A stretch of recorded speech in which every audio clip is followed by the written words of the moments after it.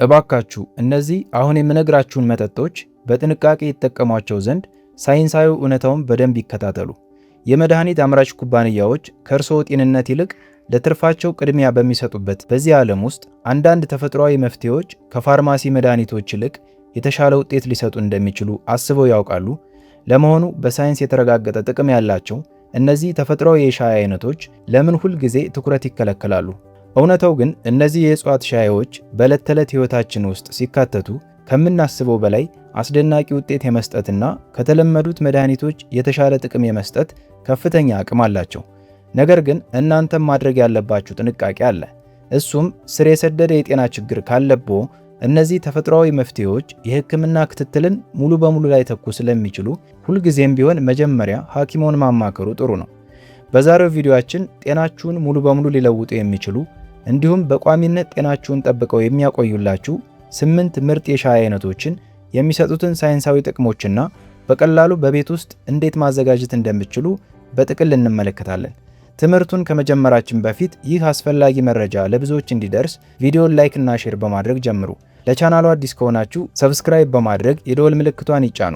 እንዲሁም አሁን ዕድሜያችሁ ስንት እንደሆነና ቪዲዮን ከየት ሀገር ሆናችሁ እያያችሁት እንደሆነ ኮሜንት ላይ አጋሩኝ። 8ኛ ላይ የምናገኘው መጠጥ የሞሪንጋ ሻይ ነው። ይህ ድንቅ ሻይ በሰውነታችን ውስጥ እብጠትን በመታገልና ሕዋሶቻችንን ከኦክሲዴቲቭ ጭንቀት ወይም ከሴሎች ጉዳት በመጠበቅ ረገድ ወሳኝ ሚና በሚጫወቱ አንቲኦክሲደንቶች የበለጸገ ነው። ጥናቶች እንደሚያሳዩት በሞሪንጋ ውስጥ የሚገኙት እነዚህ ንጥረ ነገሮች በሰውነታችን ውስጥ የሚፈጠሩ የውስጥ እብጠቶችን በእጅጉ ሊቀንሱ ይችላሉ። ለምሳሌ ያህል በታዋቂው የጆርናል ኦፍ ፉድ ሳይንስ የምርምር መጽሔት ላይ የታተመ አንድ ጥናት እንደሚያመላክተው የሞሪንጋ ጭማቂ በተሳታፊዎች ላይ እብጠትን በጣም ውጤታማ በሆነ ሁኔታ የቀነሰ ሲሆን ይህም ለአንዳንድ የሰውነት እብጠትን ለሚከላከሉ የፋርማሲ መድኃኒቶች የተሻለ ተፈጥሯዊና አስተማማኝ አማራጭ ያደርገዋል። እብጠትን ወይም ኢንፍላሜሽንን ከመከላከል ባህሪው በተጨማሪ የሞሪንጋ ሻይ የአእምሮን ጤና በከፍተኛ ደረጃ ይደግፋል። ምርምሮች እንደሚያሳዩት ሞሪንጋ በቫይታሚን ሲ እና በቤታ ካሮቲን የተሞላ በመሆኑ የማስታወስና የማተኮር ብቃታችንን የማሻሻል አስደናቂ አቅም አለው። እነዚህ ንጥረ ነገሮች በተለይም ከአእምሮ መዳከም ጋር እየተጋፈጡ ያሉ ዕድሜያቸው ከ50 በላይ ለሆኑ ሰዎች የአእምሮን ንቃትና ጤናማ አሰራር ለመጠበቅ እጅግ አስፈላጊ ናቸው።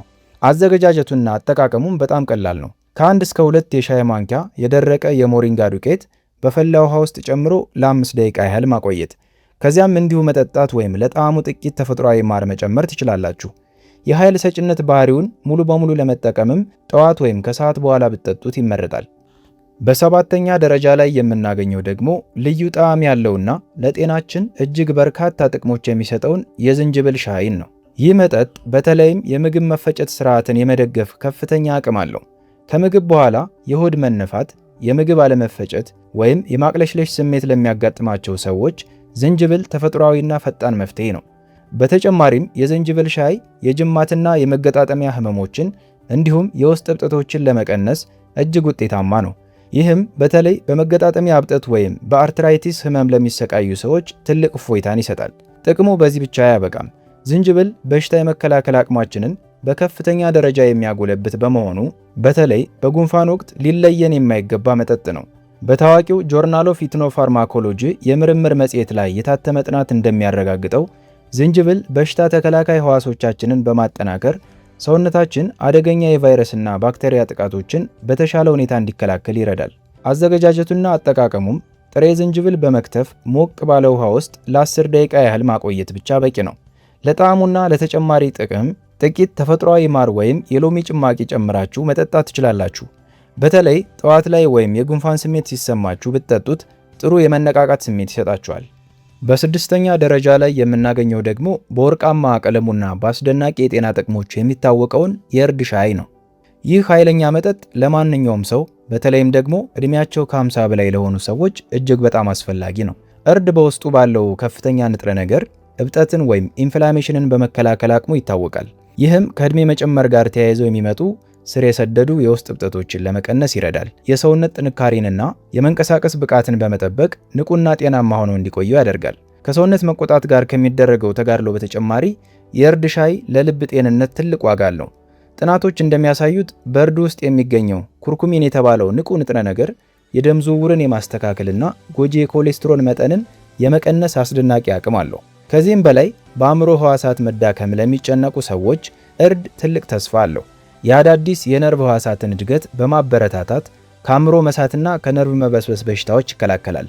አዘገጃጀቱና አጠቃቀሙም አንድ የሻይ ማንኪያ የእርድ ዱቄት ከፈላ ውሃ ጋር በመቀላቀል ለ10 ደቂቃ ያህል ማቆየት ብቻ በቂ ነው። እዚህ ጋር አንድ ወርቃማ ሚስጥር ልንገራችሁ። ሰውነታችን የእርድን ጥቅም ወይም ኩርኩሜንን በአግባቡ ይጠቀመው ዘንድ ጥቂት ቁንዶ በርበሬ መጨመር ይቻላል። ለጣዕሙ ደግሞ ጥቂት ማር መጨመር ትችላላችሁ። በየቀኑ አንድ ኩባያ የእርድ ሻይ መጠጣት አካልንና አእምሮን በጥቅል የሚመግብበት አስደሳች መንገድ አለው። ቁጥር 6 ላይ የምናገኘው የቅርንፉድ ሻይ ነው። ይህ ድንቅ መጠጥ በአንቲኦክሲደንቶችና የሰውነት መቆጣትን በሚከላከሉ ንጥረ ነገሮች የበለጸገ በመሆኑ በተለይም ዕድሜያቸው ከ50 በላይ ለሆኑ ሰዎችና በሽታ የመከላከል አቅማቸው ለተዳከመ ሰዎች ትልቅ መፍትሄ ነው።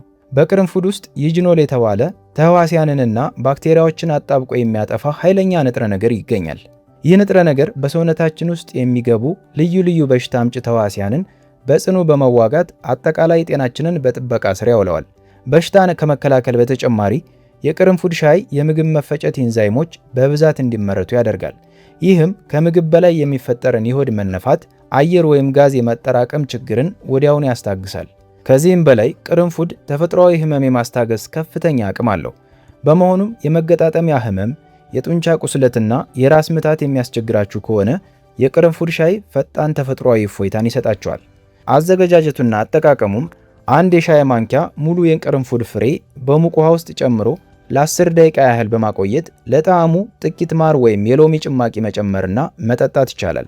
የማረጋጋትና ህመም የማስታገስ አቅሙ በደንብ እንዲሰራላችሁ ሁሌም ከምግብ በኋላ ወይም ማታ ወደ አልጋ ከመሄዳችሁ በፊት ብትጠጡት ይመረጣል። በአራተኛ ደረጃ ላይ የምናገኘው ደግሞ ልዩ መዓዛና ጣዕም ያለውን የቀረፋ ሻይን ነው። ይህ ድንቅ መጠጥ በተለይም ዕድሜያቸው ከ50 በላይ ለሆኑ ሰዎችና የደም ስኳር መጠናቸውን ማስተካከል ለሚፈልጉ ወገኖች እውነተኛ ተፈጥሯዊ መፍትሄ ነው። የቀረፋ ሻይ በጣም ከሚታወቅባቸው ጥቅሞቹ አንዱ የሰውነታችንን የኢንሱሊን ሆርሞን ስሜታኝነትን በማሻሻል የደም ስኳር መጠንን በከፍተኛ ደረጃ መቆጣጠሩ ነው። ይህም የስኳር በሽታ ላለባቸው ወይም የስኳር ህመም ምልክት መታየት ለጀመረባቸው ሰዎች መድኃኒት ላይ ብቻ ከመደገፍ ይልቅ በምግብ ስርዓታቸው ውስጥ ሊያካትቱት የሚገባ ወርቃማ መፍትሄ ነው። ከደም ስኳር ቁጥጥር በተጨማሪ የቀረፋ ሻይ የሰውነታችንን የምግብ ስርዓት ወይም ሜታቦሊዝምን የማፋጠን አስደናቂ አቅም አለው። እድሜያችን እየጨመረ ሲሄድ የሰውነታችን ካሎሪ የማቃጠል ፍጥነት የማዘግየት አዝማሚያ ያሳያል። ቀረፋ ደግሞ ይህን የሰውነት ኢነርጂን በማነቃቃት የሰውነት ክብደትን ለመቆጣጠርና ቀን ሙሉ ንቁና ቀልጣፋ ሆነን እንድንቆይ ይረዳናል።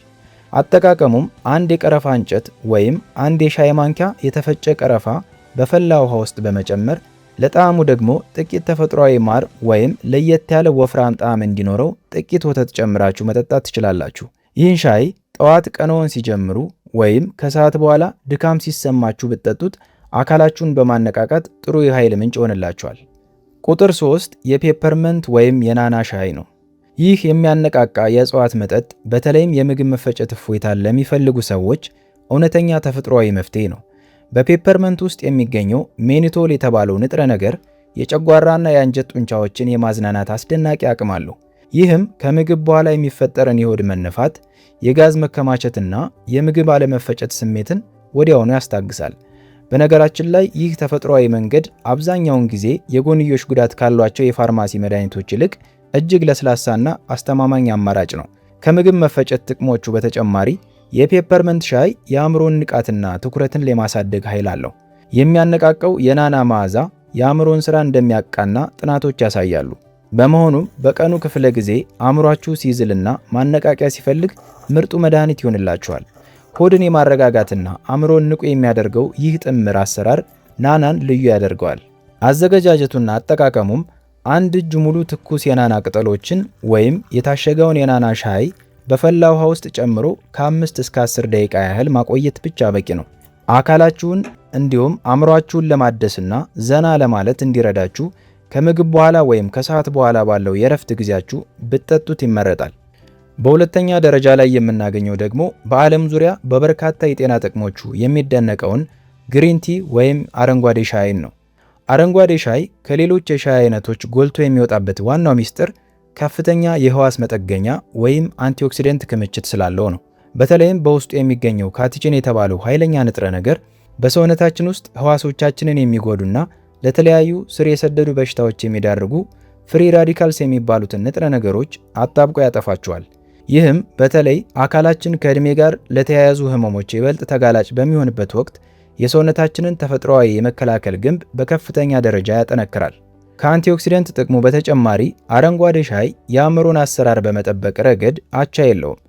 ጥናቶች እንደሚያሳዩት በአረንጓዴ ሻይ ውስጥ የሚገኙት ንጥረ ነገሮች የማስታወስና የማተኮር ብቃታችንን ከማሳደጋቸውም በላይ እንደ አልዛይመርና ፓርኪንሰን ያሉ ከዕድሜ ጋር የሚመጡ የአእምሮና የነርቭ መበስበስ በሽታዎችን የመጋለጥ ዕድልን በእጅጉ ይቀንሳሉ። ጥቅሙ በዚህ ብቻ አያበቃም። አረንጓዴ ሻይ ጎጂ የኮሌስትሮል መጠንን በማስተካከልና የደም ዝውውርን በማሳለጥ የልብን ጤንነት ይደግፋል።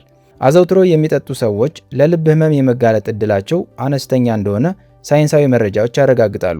አዘገጃጀቱና አጠቃቀሙም የታሸገውን አረንጓዴ ሻይ ወይም የደረቁ ቅጠሎችን በፈላ ውሃ ውስጥ ከ2 እስከ 3 ደቂቃ ያህል አቆይቶ መጠጣት ተመራጭ ያደርገዋል። አረንጓዴ ሻይን ጠዋት ላይ ወይም ከሰዓት በኋላ በጊዜ ብትጠጡት ይመረጣል። በአንደኛ ደረጃ ላይ የምናገኘው ደግሞ ለሆዳችንና ለምግብ መፈጨት ስርዓታችን እውነተኛ ወዳጅ የሆነውን የእንስላል ወይም ፌኔል ሻይን ነው። ለየት ባለው ደስ የሚል መዓዛውና ጣዕሙ የሚታወቀው ይህ ሻይ የምግብ መፈጨትን በማሻሻልና የሆድ መነፋትን በማስታገስ ረገድ በልዩ ሁኔታ ውጤታማ ነው። ከምግብ በኋላ የሆድ መወጠር፣ አየር መሙላት ወይም አለመመቸት ተሰምቷችሁ የሚያውቅ ከሆነ የእንስላል ሻይ ፈጣንና የሚያረጋጋ ተፈጥሯዊ መፍትሄ ይሆንላችኋል። የጨጓራና የአንጀት ጡንቻዎችን በማዝናናት አየርና ጋዝ በቀላሉ እንዲወጣ ስለሚያደርግ ወዲያውኑ ቀላልነትና ምቾት እንዲሰማችሁ ያደርጋል። ነገር ግን የእንስላል ሻይ ጥቅሙ ለሆድ ብቻ አይደለም። በውስጡ የሰውነት ብግነትን ለመዋጋትና አጠቃላይ ጤናን ለመደገፍ የሚረዱ ከፍተኛ አንቲኦክሲደንቶችና አስፈላጊ የተፈጥሮ ዘይቶችን ይዟል። በተለይም ዕድሜያችን እየጨመረ ሲሄድ ጤናማ የምግብ መፈጨት ስርዓት እንዲኖረን የእንስላል ሻይ ጉልህ ሚና ይጫወታል። አጠቃቀሙም አንድ የሻይ ማንኪያ የተወቀጠ የእንስላል ፍሬ በፈላ ውሃ ውስጥ ጨምሮ ለ10 ደቂቃ ያህል አቆይቶ መጠጣት ይቻላል። ከምግብ በኋላ ወይም ከሰዓት በኋላ ዘና ለማለት ቢጠጡት የተሻለ ጥቅም ያገኛሉ። የዛሬው የጤና መረጃችን ይህን ይመስላል። ቪዲዮ ከተመቻችሁ ለወዳጅ ዘመዶ ሼር ማድረጉን እንዳይረሱ። በቀጣይ በሌላ ጠቃሚ የጤና መረጃ እስከምንገናኝ ጤና ይስጣችሁ። ቻው።